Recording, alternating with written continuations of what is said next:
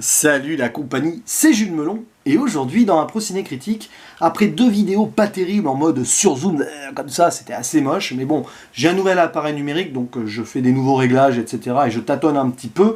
Je vais vous proposer ici une vidéo mieux cadrée sur un film sorti en 1981, une très bonne année, soit dit en passant, une œuvre de science-fiction horrifique du nom de Scanners, le 7e long métrage du Canadien David Cronenberg, un grand nom du genre, qui se fera en fait reconnaître grâce à ce film. Au casting de celui-ci, nous retrouvons quelques acteurs pas très connus, tels que le héros joué par un certain Stephen Lack, voilà, ou Steven Lack si vous préférez, puisque le prénom Stephen en VO va se prononcer Steven. Le beau parleur du cinéma a donc raison quand il dit Stephen King, petite dédicace.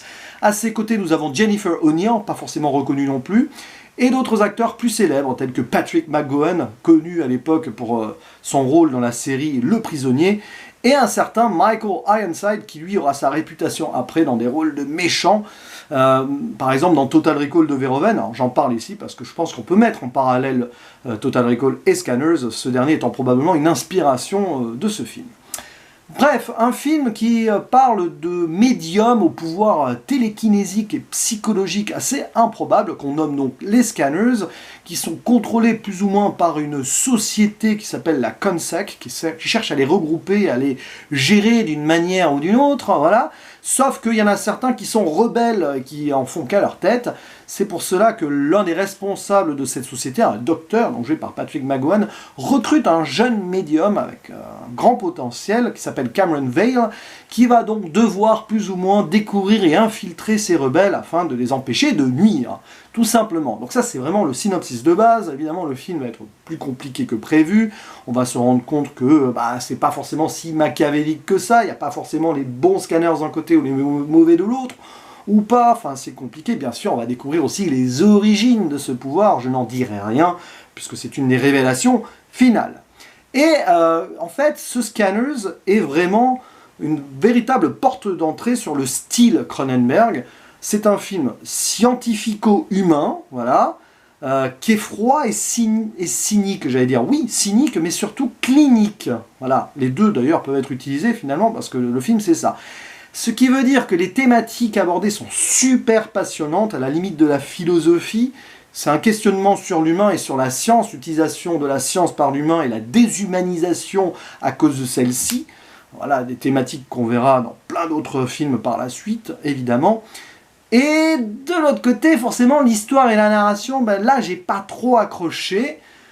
Contrairement, par exemple, au triptyque suivant, qui a un petit peu ce côté-là, aussi froid et très scientifique, donc Vidéodrome, Dead Zone et La Mouche, qui constituent à ce jour-là mes 3 films préférés du monsieur, La Mouche étant numéro 1, Dead Zone 2 et Vidéodrome. Donc, comme ces films-là, c'est machin, mais je trouve que l'histoire ici est un peu moins passionnante, ou du moins racontée de façon plus maladroite, peut-être. J'ai donc suivi cela, surtout en regardant un petit peu la psychologie des êtres présentés donc, dans ce long-métrage. Donc ce film peut être intéressant d'un point de vue, mais peut-être pas abouti non plus. Après tout, c'est voilà, encore l'une des premières œuvres de Cronenberg. Il y a quelques maladresses, même s'il va vite les gommer par la suite dans les 3 films qui suivent. Et je rapprocherai un petit peu mon expérience cinématographique que j'ai eue avec celui-ci, avec son film de 1999, donc bien plus tard, Existence, qui pareil, m'avait plu dans ses thématiques, mais moins dans son histoire. Voilà, j'en avais fait une vidéo il y a un peu plus d'1 an d'ailleurs. Donc, intéressant quand même. On voit le personnage principal qui est un peu candide, perdu, tel nous, le spectateur, nous pouvons l'être dans cette histoire. Je pense que Cronenberg a vraiment fait ça volontairement. Il a voulu paumer son spectateur à l'image de son personnage.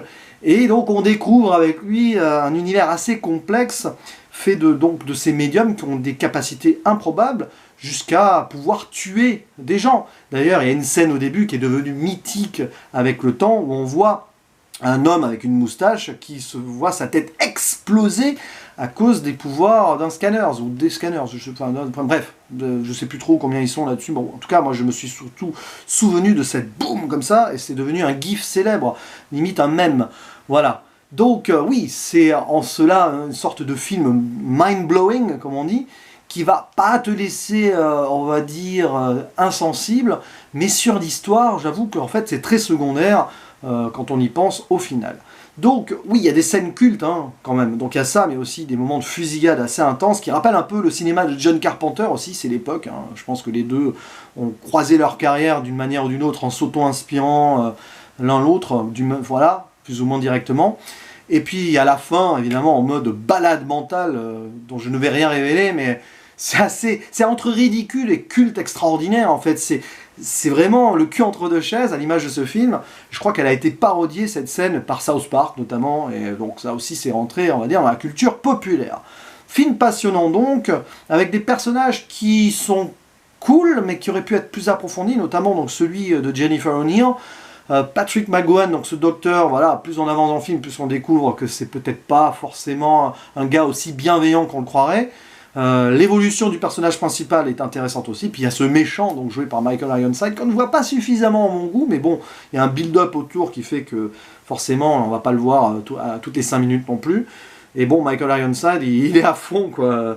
Il participe au côté à la fois mythique, extraordinaire et un petit peu ridicule de la scène finale, j'ai envie de dire, mais voilà, c'est intéressant.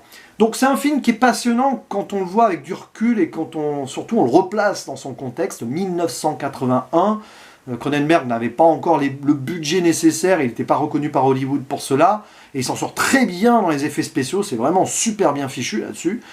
Et forcément, il tâtonne un petit peu à l'image de moi avec mon nouveau matos, si vous voyez ce que je veux dire.